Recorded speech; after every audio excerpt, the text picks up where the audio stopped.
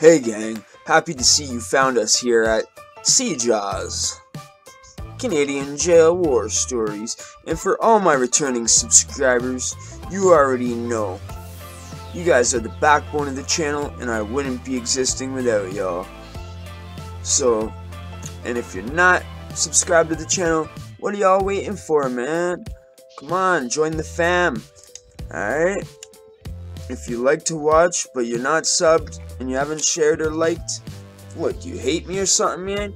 Come on, join the family and help this channel grow.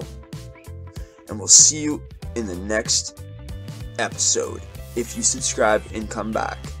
If not, let's get straight into this.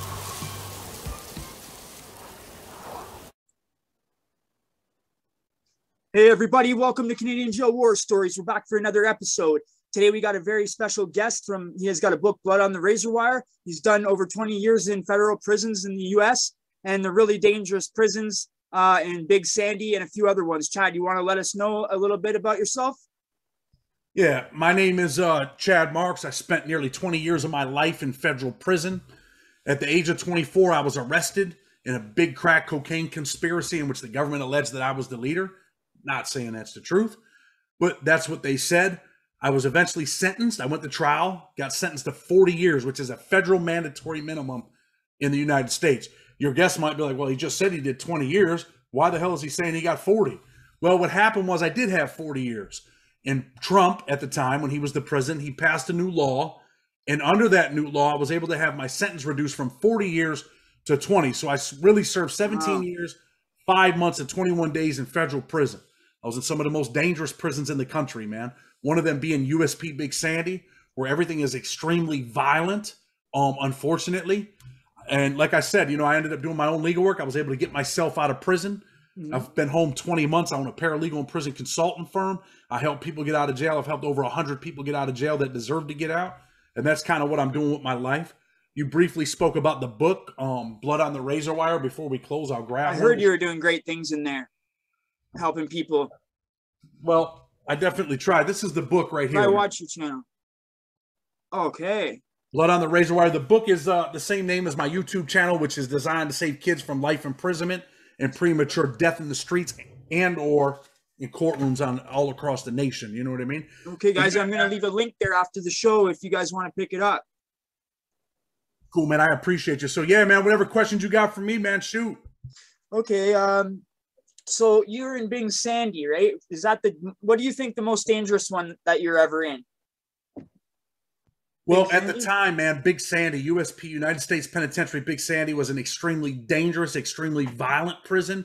I was also in another prison in Louisiana because when you're in federal prison, even though I'm from New York, they'll ship you anywhere. You could be in California next week, in Louisiana, and 5 days from they have no rules. They have no structure.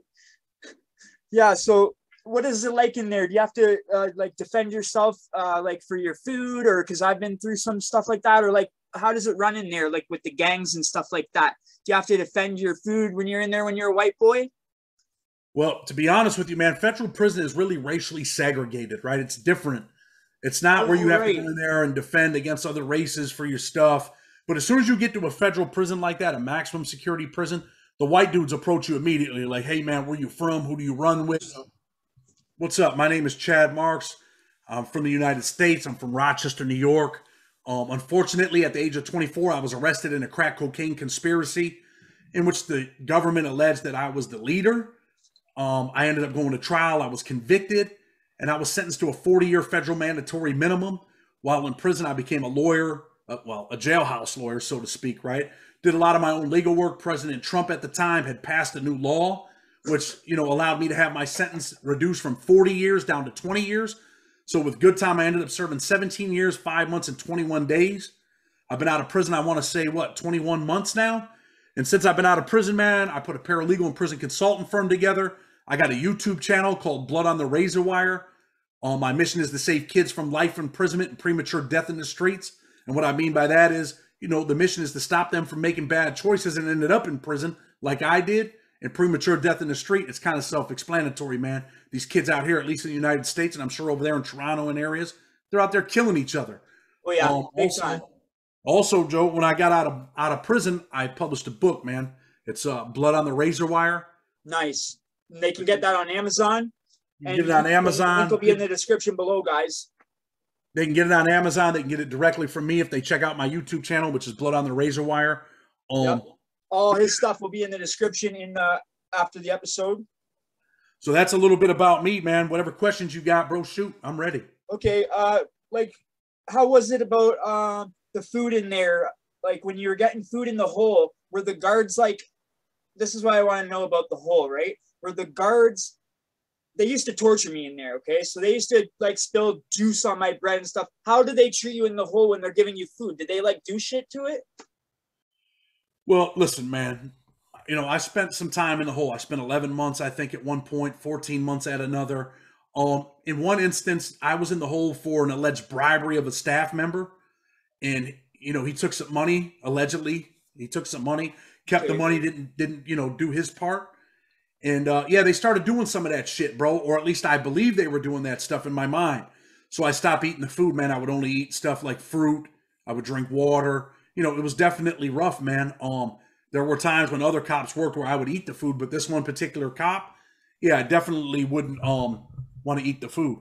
But if you want to talk a little bit about, what federal prison's like in the United States. Yeah, what were you doing? Were you working in there? Like, did you have a specific job? Did you have to program a certain program? What was your program? Like when you wake up in a day, what would you do when you wake up and then throughout the day? Like, did you guys have mandatory yard? How is it? Do you have to go to yard? Can you stay in your cell?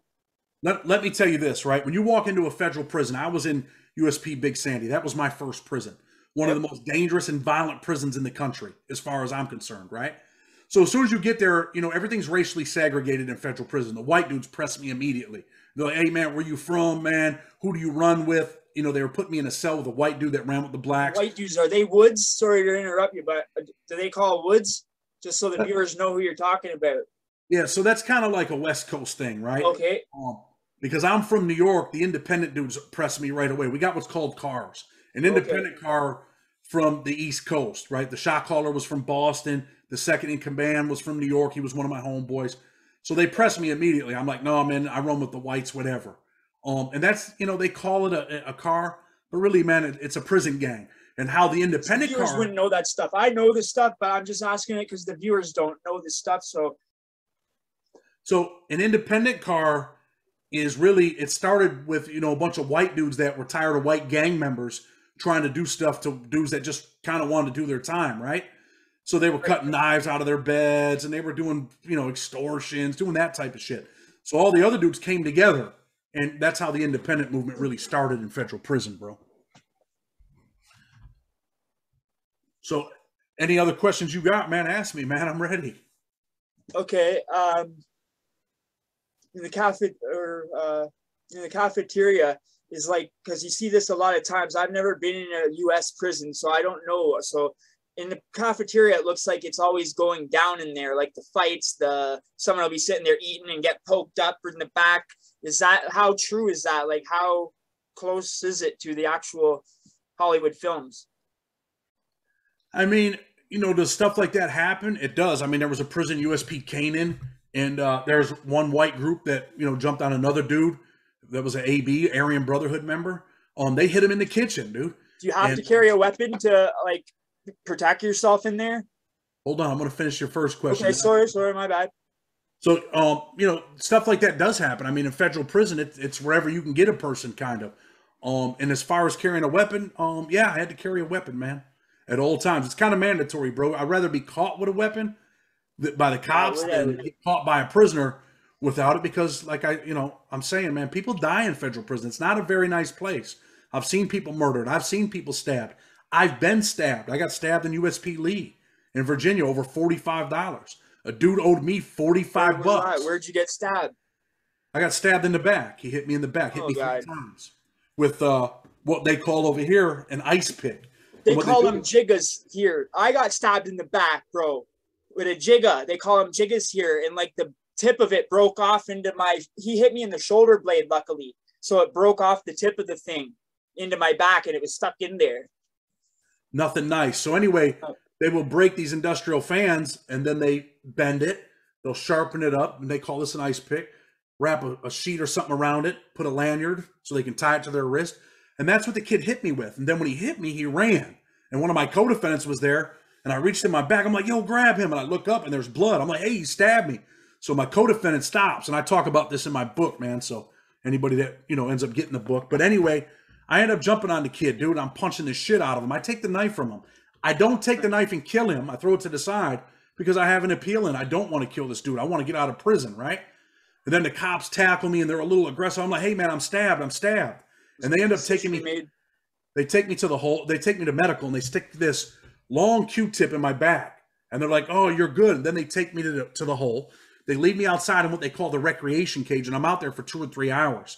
And now my adrenaline's not pumping anymore, and that shit's kicking in, dude. I couldn't even stand up. I had to pull myself up from the bars, Boom, I pull myself up. I walk down the range. They put me in a cell with another dude. A white dude, and he's like, damn, bro, you all right? And I knew him from the compound. I'm like, yeah, man, I'm a little messed up, but I'm all right. And I remember sliding into the bed, dude. He made the bed for me and everything. I slid in the bed head first, man, and laid down. And I didn't wake up for a day or two, man. When I did, the kid just gave me some water. He kind of helped me, man. But, yeah, that was my little, thing about getting stabbed. I've seen people stabbed at that prison. I've seen people murdered, man. It's not a good place in there. What's the canteen-like situation in there? Are people extorting people for their canteen at all? Sometimes that stuff happens, but like I said, a lot of things are racially segregated, right? There might be some friendly extortion. Do people rob people? I've seen, in Big Sandy, which is one of the worst prisons I've ever been in, USP Big Sandy, dudes were doing armed robberies in there, bro. They were stealing shit from people, man, armed robberies. Oh, my God. In a maximum security prison, dude, they're not really sneak thieving anything, bro. They're taking it. They're robbing it. Right. You can't box thief anything. Box thieving is one of the worst things. No, you get killed if you're a box thief. So they're not, they're not like over here stealing your food, like your dinner tray and your chicken and shit like that. That's not what's going on over here. I mean, no, I mean, like if they go get like a $60 bag of canteen, are they going to be coming up to gangs and paying to them tax or no? Not really like that, bro. Not now. It might have been before, but not now. It's not like that, man. And federal prison is a place for only the strong survive. All the gangs stick together basically in one as like one color basically then. So it's a lot different the way it's ran. Well, yeah. That would be hard to get used to. Is it a cell or a range? Is it cells or open? They're cells, man. They're doors. Okay. I've never been in an open bay. I couldn't imagine that. Well, let me stop you because when you get down to lower security, we do have some prisons that are open dorms.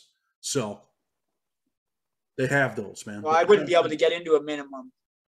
I've never been able to, man. Those things are like, what do you call it? Like you hear of a freaking fantasy land or something, I've never been there. If you have any misconducts or any violence on there, you won't never go there. Yeah.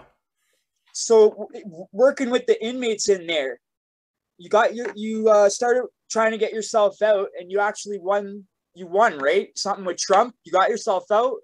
Yeah, I ended up doing my own motion, but guys, Chad got himself out. He was supposed to be in there for 40 years, and he's actually got out in 20 and rekindled with his love. Yeah, so let me talk a little bit about that then. Like I said, man, I got into the law library. I wasn't always a nice guy. After about 10 years, I decided, you know what? I want to get my life together, man. I want to put this gang shit behind me, this alleged gang shit. Because an independent car is a gang, in my opinion. But that's the way it has to be. You don't have a choice in federal prison. You're going to be with your people or your ass is out of here.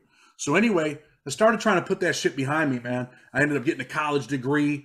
And actually someone from Canada that was a Hell's Angel, Richard Valley. Richard came over here to the U.S. and he blew a dude up in Albany, ended up getting a life sentence. Hell's Angel, he's an older man now. He really got me on that education path, right? So yeah, I ended up, getting a college degree. I learned the law. I filed my own motion. And when I filed that motion, eventually the guy that prosecuted John Gotti, his name is John Gleason. And he ended up becoming a federal judge after being a prosecutor for 22, 23 years. He took over my case, man, and he helped me and he got me out. But I wrote the initial motion. And I've helped over 100 other people get out of prison. I don't know if I mentioned it earlier, but I started a paralegal and prison consultant firm. No, you didn't. So that's called Freedom Fighters, which I've helped over 100 people get out of prison. As far as my old love, your viewers... Don't skip over that. You got how many people out of prison? At least 100 people, bro. Holy shit, man. This guy's like a saint. So anyway, I'm not a saint, but well, you've to a prisoner you are. And So you know what? You've friggin' rekindled anything you've ever done in your life. Check this out. When you go to prison, man, I want people to know, like, there's young dudes watching. Your girl, man, she's probably gone. She's not waiting for you. If you got 40 years, you can forget 100%. About it. 100%. They never do. And you can't expect them to. I was married when I went to federal prison. I told my wife pretty much, man, she had to go on with her life, man. We couldn't, it wouldn't work. What's she going to wait till I'm 64? In federal prison, I was sentenced to 40 years. And when you get sentenced to 40 years, if the law never changed, I wouldn't be here right now. I'd still be in prison. So I would have got out when I was 64 years old. She had to go on with her life, man. It wasn't easy. I went through some shit over it. I was stressed out about it, but she went on with her life, man. She had to. But I ended up, and your viewers might like this story, right? So I ended up getting out of prison early, right? Like I did 17 years, 5 months, and some days. I get out of prison, and she contacts me, man. And we ended up talking. Nice. And now I can tell your viewers, man, that we got married. This is her. Congratulations, bro. This is her. Congrats. We get back together. We end up getting remarried, and I just had 2 twin boys, Chase and Charlie, 4 months ago, man. Dang, it's a convict love story, man. Just bought a house. You deserve it, though, man, helping all those people. Well, I appreciate it. I just bought my first house, dude. I'm 44 years old, man. So, I'm happy, and I'm living a good life now, brother. You're doing your thing. So when you were in there, you were already planning all this to turn your life around. You had no plan on going back out to the streets and doing anything. Definitely had no plans, man. I appreciate my freedom. A few times I would, like, over the years, you always say that, you always plan that to yourself, and then you get it, and then a lot of times I wouldn't follow by it. And I think I had to go through all that stuff, though, to be where I am now, right? If I didn't do it, then I wouldn't have gone through all that stuff that I did. So I'm glad last time I did it, though, it actually worked. But you got to do what you got to do. You got to cut everyone off, right, Chad? Like, tell them how you do. You even cut everybody, or what? Stick to yourself, just your family, your girl? Well, I'll be honest with you, man. Like I said, my girl was gone. I had some chicks throughout. No, I mean on the outs right now. Oh yeah, I disassociated myself with people, man. If they're not doing the right thing, man, then I can't be around them. I can't be involved. I tell people all the time, man, if you get in my car, I'm patting you down. Because I'm not going back to jail, man. I value my freedom, brother. Nice, yeah, I know. And it's like, I won't go around anyone that's getting the money illegally anymore, man, because it's too easy for me to fall back into that quick money, and I don't want it, man. I would rather go to work all day, because, like, I work and stuff like that, because I'm not obviously a big YouTuber, but my plan is just, I'm planting little seeds right now, you know what I mean? So in the future, hopefully something will grow. You know what I mean? Yeah. Nothing wrong with doing that, right? Nope. So yeah, like, I work pretty hard, because come home from work and then we do the YouTube, music, and this guy's doing books. So you guys can do it, man. You guys can change your life around. He does books, gets 10 people out of prison, has a family, has 2 little babies. He's got a lot on his plate. So if you guys are complaining about, because of the wrong guy coming in your hood and this and that, I'm sure you can look the other way and not shoot the guy, man. Like, come on. I want all the people to, like, get together and get the music industry going instead of always shooting each other when someone gets to the top. I don't understand this with the gangs. No doubt, man. Definitely, man. People need to get their lives together. They have to, I used to teach classes in prison, and I would tell dudes, man, what are you worth? And dudes would say, man, I'm worth $1 million. I'm worth $1 billion. Not one time did anybody ever tell me, man, Chad, I'm priceless, right? And I would tell dudes, I would say, listen, man, this is what I was worth. When I was in the street and I was carrying $2,000 worth of crack in my pocket, selling $20 bags with a gun in my waist, thinking I was cool, that's what I was worth. I was worth $2,000. But now I tell people, man, I'm priceless. I'm worth so much more, man, my freedom. I appreciate my freedom. I appreciate my family. Those are the things that I appreciate, man. And your dudes, young dudes watching need to appreciate their freedom, brother. Sorry about that. Yeah, the little things, man. It's like when you're in there, you think about the littlest things, like an ice cream or just being with your family, having a touch from a woman, anything like that, And people take it for granted, man, and they don't realize it until you're in there, guys. So that's why you got to watch us and take it from us instead of experiencing it yourselves. That's why these channels are here for you guys, man.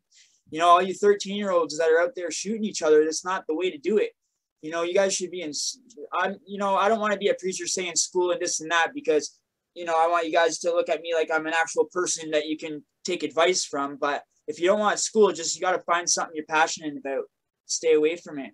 So here, check this out. You don't want to be a preacher, but I'm going to do it for you, all right? I'm going to tell the young dudes that are watching this, look, man, number one, there's nothing worth losing your freedom over, all right? Because you're going to lose your girl, you're going to lose your family. You're going to be working in the kitchen somewhere for peanuts, man. There'll be plenty of nights when you're hungry. So really, man, you know, it's easy to say, but, you know, dudes that are caught up in the street, man, know this, man. If you're selling drugs, you're a businessman, but you're in the wrong business. If you can sell drugs, you can do anything, because selling drugs is one of the hardest businesses in the world. Right. You're taking a chance with going to prison. You're taking a chance with your life. You might be in the kitchen whipping up some crack. You might be a pharmacist, right? But you're in the wrong pharmacy business. Right. Take that hustle mentality, man, and start selling other things, man. Sell hamburgers and hot dogs. You get a hot dog cart. One hot dog cart turns into two. Two turns into four. People are working for you now. 4 turns into 8. Get a cleaning business. You know, start doing some cleaning, man. And you're sending out crews, doing roofing, siding. I mean, there's a lot of opportunities out there, man. Because if you don't seize them, someone else will, and your opportunities will only be in prison, man. Yeah, exactly. Hold on, I just got. I'm gonna just move the camera so my wife can go to the bathroom, guys. Sorry about that. All right, just walk by. Who cares? It's not a big deal. You're just a lady. It's not a big deal. It won't ruin the interview. All right, no big deal. You're gonna have to edit that part out. I will. Hey, you're pretty much at the end now. You ready? Yeah, okay, cool.